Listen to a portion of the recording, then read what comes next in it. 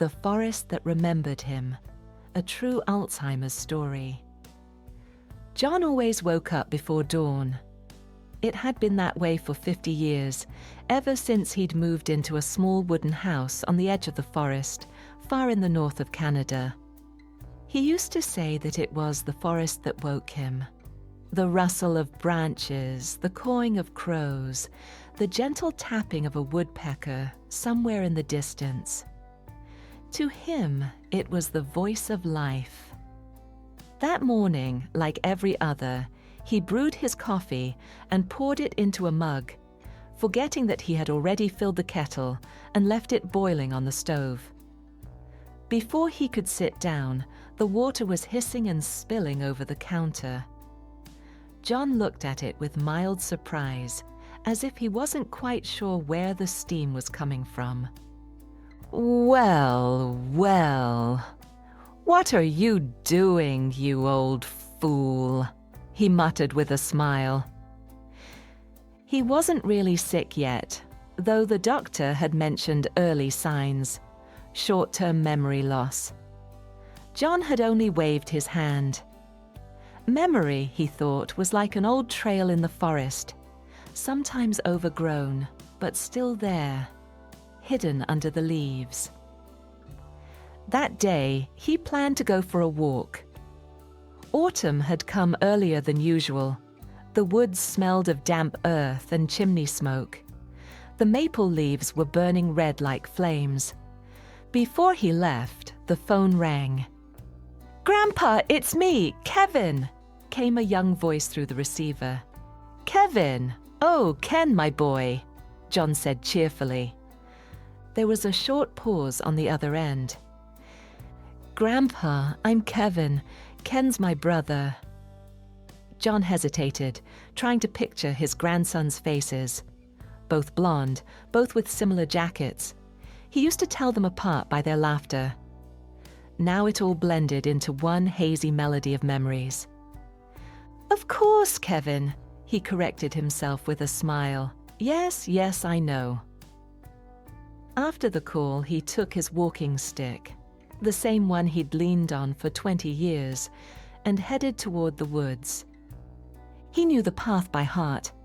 Every tree, every stone, every bridge had its own name. There was the tree with the nest, the owl's meadow, and the stone where I proposed. He had spent his whole life here with Margaret, his wife.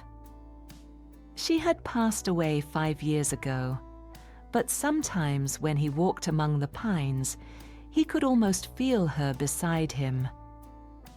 The forest was his home.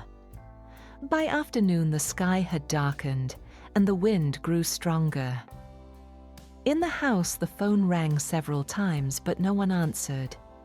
Kevin and his father arrived that evening. "Maybe he went to the neighbors," the father suggested, though he knew John hadn't visited anyone in a long time. They stepped inside. The coffee was cold on the table. The water in the kettle had boiled away, leaving white mineral stains. John's jacket was gone from the hanger. "He probably just went out for a bit," Kevin said, though his voice trembled with doubt. The night passed. He didn't return. By morning, the search began.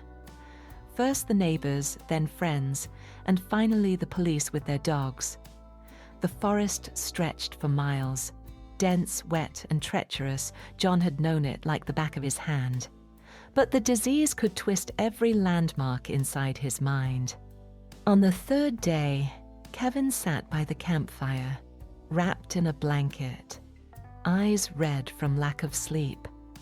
He always knew where he was going, he whispered again and again.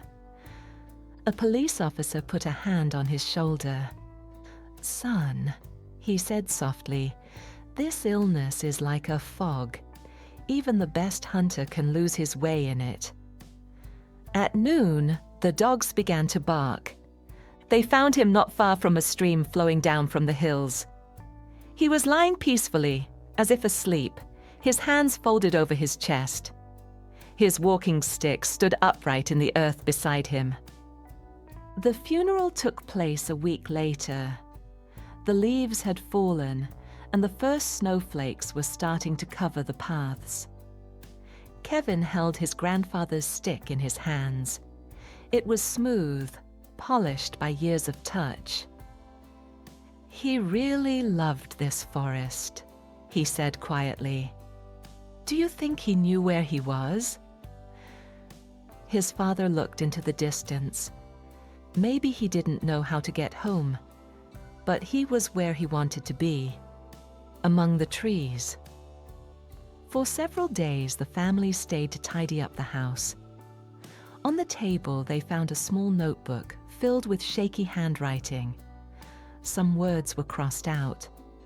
On one of the last pages, John had written, "Sometimes I forget my grandson's name, but I remember the smell of the forest after rain.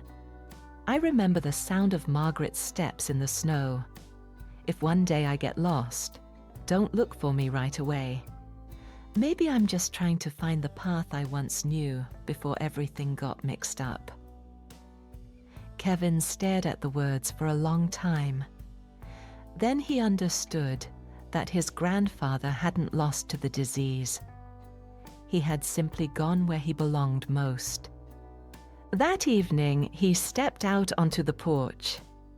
The wind carried the scent of pine needles and wet earth. In the distance, the forest whispered in the dusk. "Good night, Grandpa," Kevin murmured. "Now you'll never get lost again." There, among the trees, beneath the shade of the great maple where John always used to rest, stood a small stone with a simple inscription, "John Harris, 1953 to 2025, the man who knew the forest." And when the wind passed through the branches, carrying the scent of resin and fallen leaves, one could almost hear his voice in the rustling, gentle, calm, and serene, as if saying, "I'm home now."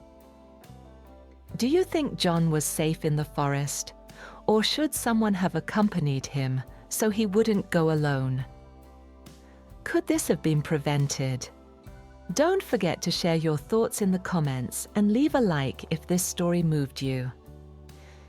If this story touched your heart and you'd like to try something that may help support daily memory and attention functions, we invite you to explore an app designed for people living with Alzheimer's and dementia, available on iOS and Android. Links are in the description below. It's a gentle brain training game created especially for those affected by dementia or Alzheimer's disease, particularly in the early stages. Its goals are to stimulate memory, exercise logical thinking, introduce a calm daily routine of mental activity, and provide a meaningful and relaxing moment of fun, even together with loved ones. Click the link in the description to download and try it yourself. Even just a few minutes a day can be a small but valuable step toward caring for your mind's well-being. Disclaimer: this channel does not provide medical advice or diagnosis. If you or someone you love is concerned about their health or behavior, please contact a doctor or healthcare professional. Thank you for listening, and we'll see you in the next story.